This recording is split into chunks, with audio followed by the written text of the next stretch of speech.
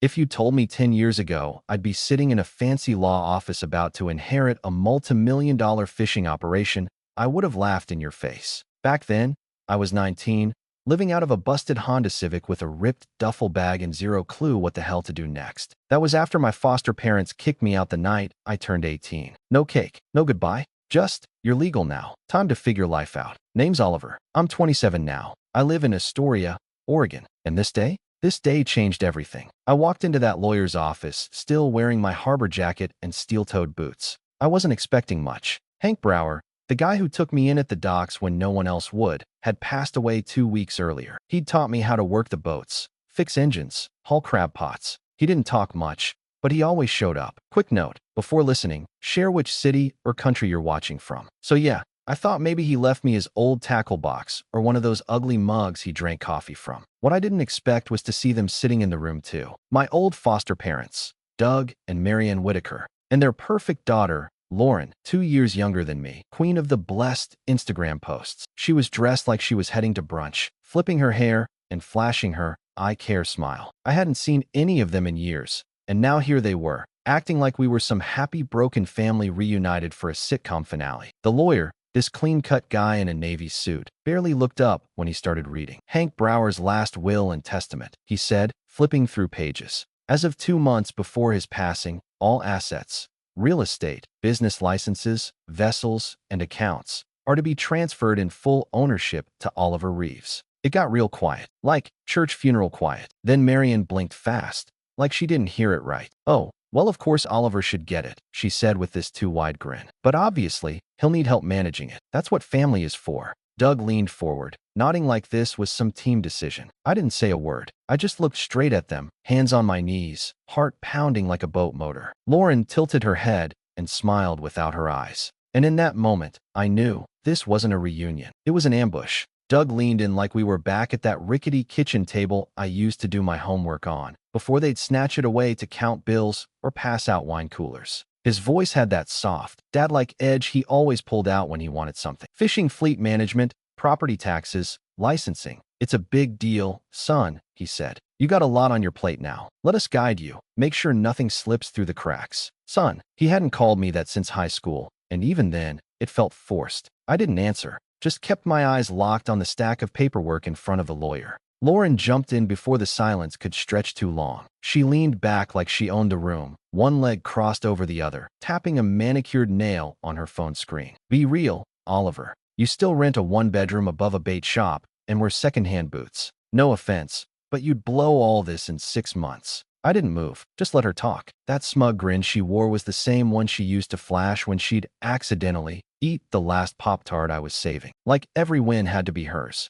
The lawyer, to his credit, didn't flinch, just adjusted his tie and cleared his throat. Mr. Brower's will is very clear. Oliver has full ownership and control. There are no conditions, no trustees, no shared access. Legally speaking, no one else is entitled to any involvement, financial or operational. Doug and Marianne exchanged a quick glance. I saw her fingers tighten around the armrest of her chair, still smiling, but the corners of her mouth twitched. Oh, I'm sure we'll figure something out, Marianne said in that sing-song tone she used when she was lying through her teeth. This is a family matter, not just legalese. Hank was generous, but let's be honest, he wouldn't want Oliver overwhelmed. That's why he told me about the will, bless his heart. That was a lie. I found out through a letter Hank mailed before he died, postmarked 3 days before his stroke. Told me where to be, what time, and not to bring anyone. I stayed quiet. They kept waiting for me to break, to thank them, to ask for help. Doug leaned back like he was doing me a favor by being there. I mean, there's a lot to juggle, kid, he went on. Fleet maintenance,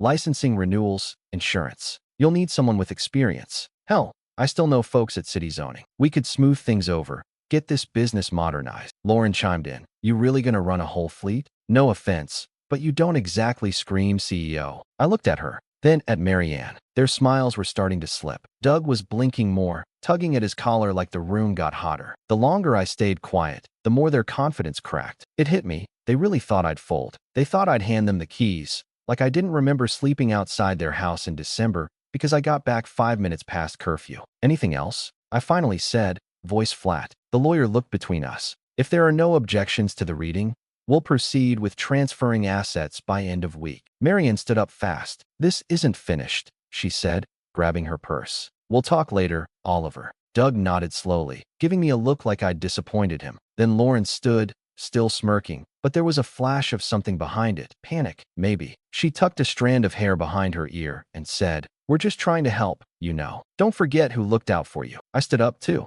"I haven't." That was the last thing I said before they walked out. The lawyer handed me the first envelope of documents. Keys, titles, Hank signed instructions. As the door shut behind them, the silence in the room felt different, heavy but mine. I walked out 10 minutes later, stepped into the hallway, and could still smell Marianne's perfume in the air. Cheap floral, same kind she wore when they'd go to church and pretend we were one happy family. But this time, they left empty-handed, and I didn't. I was halfway through a grilled cheese when the front door creaked open. No knock, no heads up, just Lauren's voice floating in like she owned the place. "This setup won't do anymore." She stepped inside, heels clicking against the hardwood like a countdown. Hair perfectly blown out, coat thrown over her shoulder like she was late for a photo shoot, not barging into a guy's rental apartment above a tackle shop. "You seriously still live here?" she asked, eyes sweeping the room like it smelled bad. I didn't move from the couch. Didn't realize we were doing surprise visits now. She tossed her bag on the counter and walked straight to the window, looking out over the harbor like she was surveying land she already owned. "You've got an empire now, Oliver. You can't run it out of a one-bedroom that shares a dumpster with a bait freezer." I kept eating. Didn't realize that was a rule. She turned,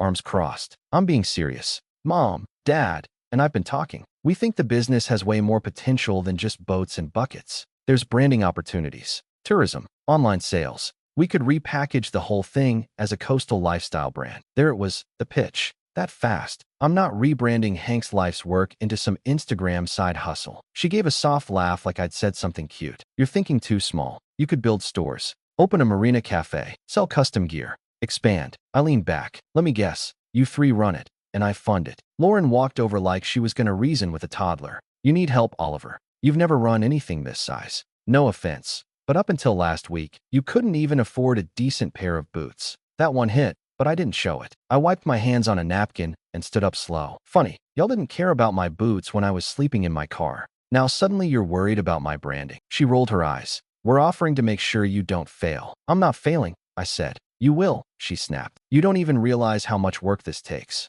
I walked over to the door and opened it. "Appreciate your concern. You can go now." She didn't move, just stared at me like I was being unreasonable. "You wouldn't even have known about the will if Mom hadn't told you the time of the reading." That made me pause. She smirked like she'd won something. "Yeah, you're welcome." And just like that, it clicked. They didn't think I earned any of this. They thought it fell in my lap by accident, like they were the real heirs, and I was the idiot who showed up first. I held the door open. "Good night, Lauren." She finally grabbed her bag, but her voice was sharp now. "You're making a mistake. When this crashes, don't expect us to clean it up." "I won't." She walked out with her chin high and her heels hitting the stairs like gunshots. But she didn't slam the door. She didn't need to. The message was already clear. This wasn't over. She was gone 5 minutes before my phone buzzed again. Unknown number. I let it ring, then checked voicemail. It was Hank's lawyer. "Oliver, call me back as soon as you can. Something's come up with the estate account." My stomach dropped. I called him right back. "Someone tried to access the main account tied to the business," he said. "Claimed to be your authorized rep. The bank caught it. Signature didn't match.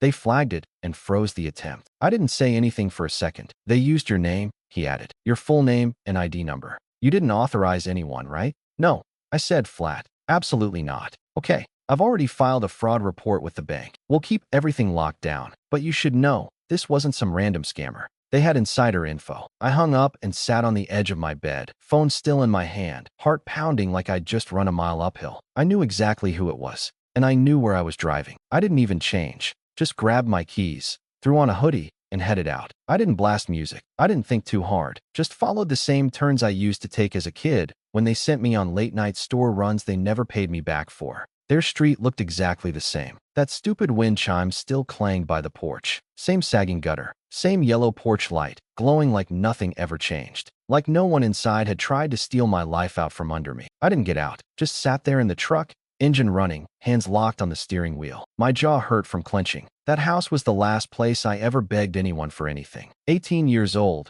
bags packed, thinking they might let me crash one more night when the rain came through the window of my car. They didn't even open the door. Now they wanted the same money they said I'd never be smart enough to make. My phone buzzed on the passenger seat. One message. "Lauren, be smart, Oliver." That kind of money needs serious handling. I stared at it. Not hi, not we're sorry. Just a threat wrapped in a fake compliment. I didn't respond. This wasn't some guilt trip anymore. This was calculated, strategic, criminal. They thought I'd be too green to notice, too soft to fight back. They were wrong. I stayed parked for another 10 minutes, just watching that porch light blink, blink, blink. Then I put the truck in drive and pulled off without looking back. No more wondering if they'd go too far. They already had. By the time I got to the harbor the next morning, people were already looking at me different, not saying anything, just slower greetings, tighter smiles. Like I'd walked in wearing a ski mask and holding a crowbar. At first, I thought I was just being paranoid. Maybe they were still adjusting to Hank being gone. Maybe they didn't know how to treat the guy who suddenly owned half the dock space.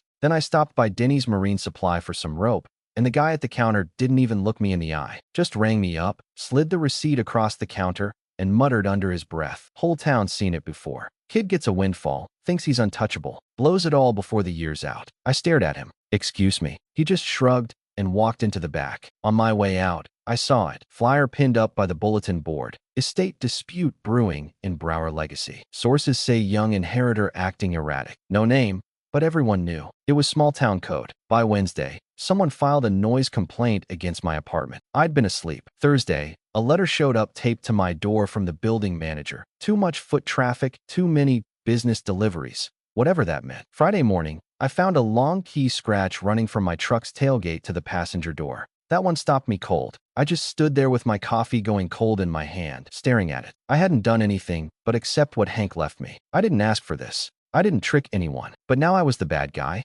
That night, I sat on the edge of my bed with the lights off, phone face down, thoughts spinning. What if they were right? What if I was in over my head? I hadn't grown up running businesses. I didn't go to college. Hell, I didn't even know how to read a full P&L sheet without Googling half the terms. What if I was just a placeholder until the whole thing collapsed? I got up and went digging through the old box Hank gave me when I turned 21. He'd handed it to me after work one day, all casual, told me not to open it until I really needed it. I'd forgotten it even had anything personal in it. Just old invoices, photos, a watch that didn't work anymore. Then I saw the letter. Plain envelope. My name in all caps. Blocky handwriting I knew by heart. Inside, "Oliver, don't let them decide your worth. You know more than you think. You've earned more than they ever gave. Don't let them take it from you. No, sincerely. No love, Hank." Just that one paragraph, and his name scratched at the bottom like it was another piece of paperwork. But it hit harder than anything I'd heard in weeks. He knew this would happen. He saw it coming. And still, he chose me. That pulled me back from the edge.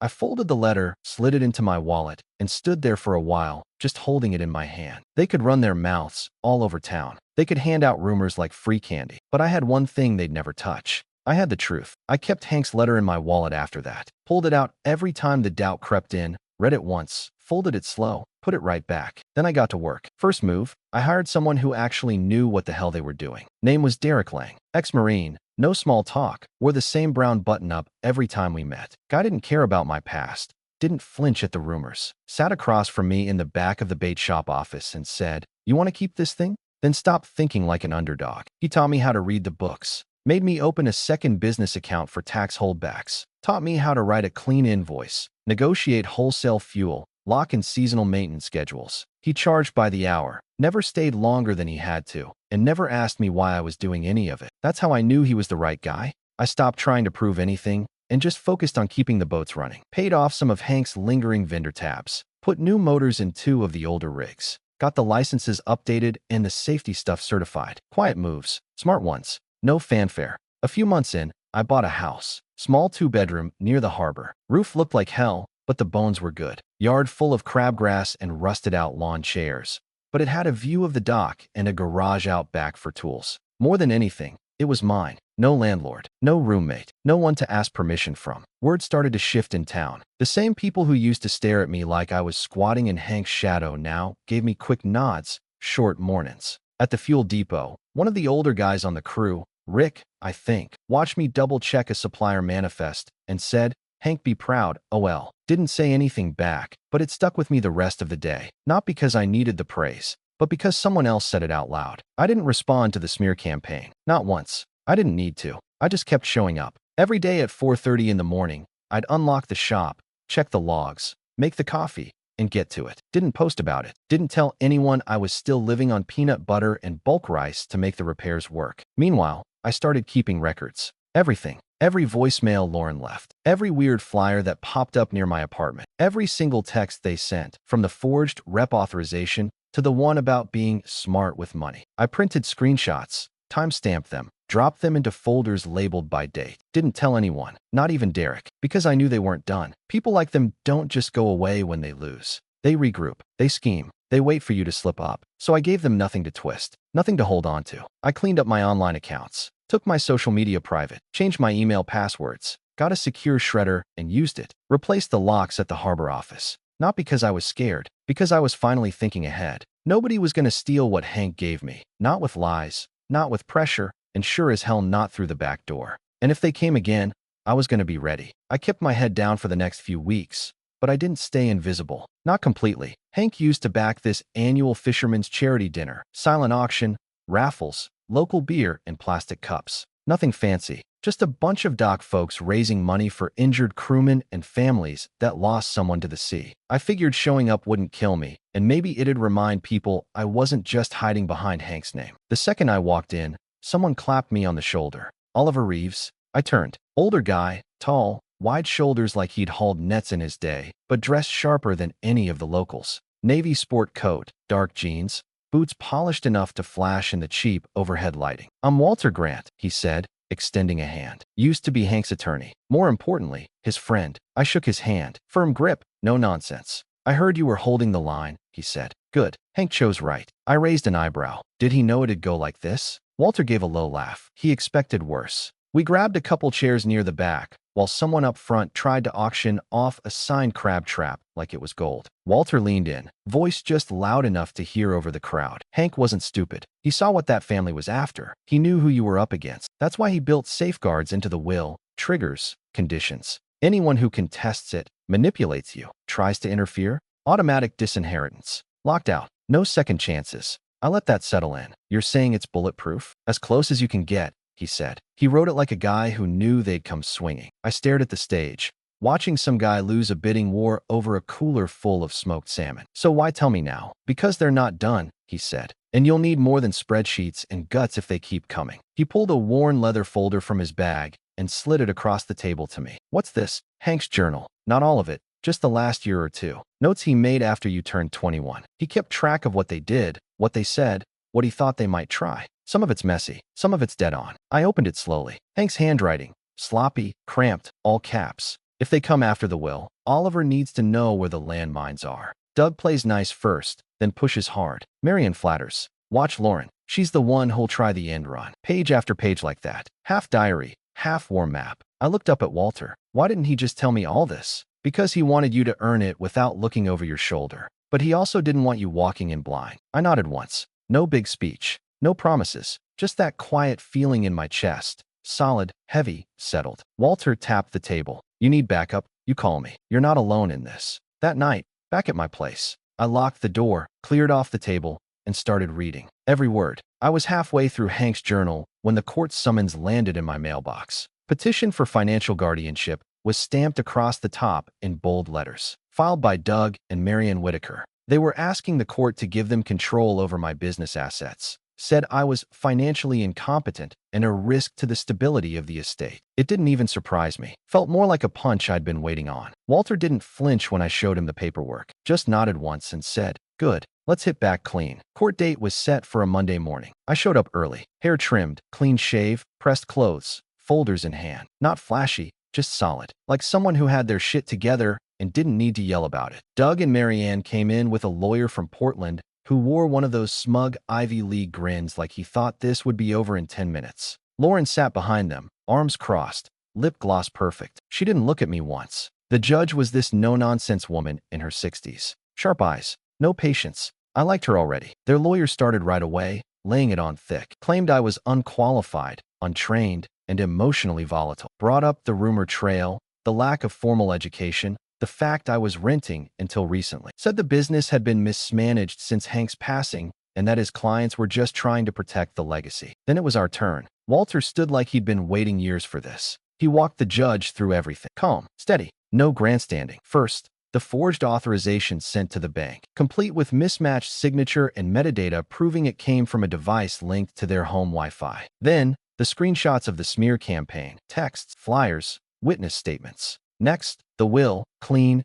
airtight, no room for interpretation. Hank had made it crystal clear. Then he pulled out the big one. Hank's handwritten notes. Walter flipped to the final page and read it aloud. If Doug, Mary Ann, or Lauren Whitaker take legal action against Oliver, it confirms my suspicions. They are to be disqualified from any claim or future consideration. Oliver is to be protected. You could hear a pin drop. The judge looked up, took a deep breath, and gave them the kind of stare that shut people down at the cellular level. I've seen enough, she said. This petition is not only denied, it's offensive. If you attempt any further interference, legal or otherwise, I will personally file a contempt order and recommend criminal charges. This court is not a playground for petty ambition. Doug's face went pale. Marion didn't blink. Lauren looked like she was trying not to cry, but her jaw was locked tight. I didn't smile, didn't gloat. I just stood up and packed my folders. Outside the courtroom, they waited by the exit. Marion stepped forward with her arms open like we were long-lost friends at a reunion. Oliver, sweetheart, we don't have to let this ruin everything. I stepped back. You didn't raise me, I said, steady. You just tried to break me. She froze. Doug looked like he wanted to say something, but couldn't find the words. I turned and walked out into the parking lot. Walter followed behind me, not saying much. As soon as I got in the truck, I finally exhaled. Not because it was over, but because this time, they didn't get what they came for. Word spread fast after the hearing. Not from me. I didn't say a damn thing. But in a town like Astoria, you don't need to talk. People connect the dots on their own. Doug's job at the Harbor Commission got real quiet after that. A couple weeks later, the rumor was he stepped down for personal reasons. Translation, they didn't want his name tied to anything public anymore. Marianne, her tight little social circle, bridge club, wine tastings, whatever fake life she built, started backing away. One by one, invitations stopped. No more Facebook birthday messages. I heard from someone that she tried hosting a charity brunch and not a single person showed. Lauren didn't last much longer. Her boyfriend dumped her right after the ruling. Probably didn't want the drama touching his startup. Last I heard, she moved back in with Doug and Marianne, tail tucked, acting like she just needed a break from city life. I didn't gloat, didn't text, didn't send any messages.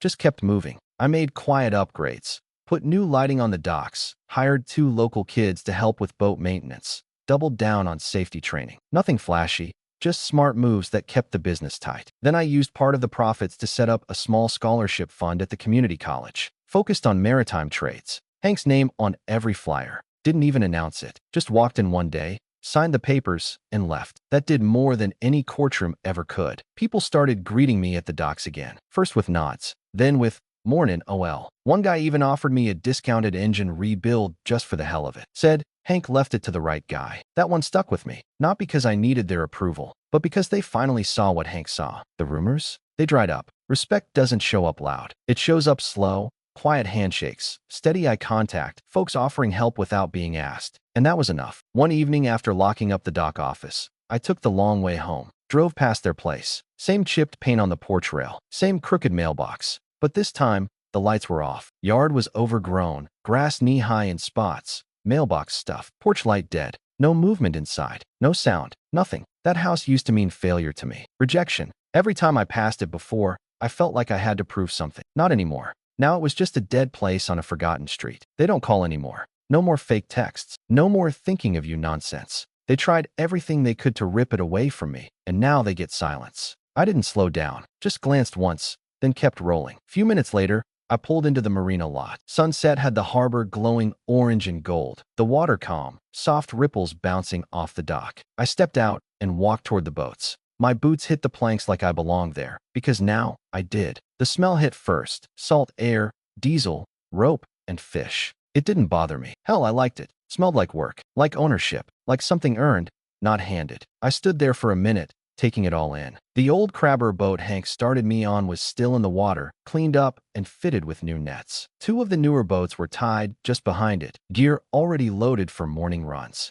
That fleet didn't just make money. It made sense of everything. Hank didn't leave me property. He left me a path, a name, a shot at a life nobody else thought I was worth. I looked out at the water, let the wind hit my face, then said it under my breath. You were right, old man. I decide what I'm worth. Then I turned around and headed home. Not to a borrowed couch. Not to a second-hand room. Home. My real one. What would you have done if your own family tried to steal your future like this? Drop your answer in the comments. And don't forget to like and subscribe for more.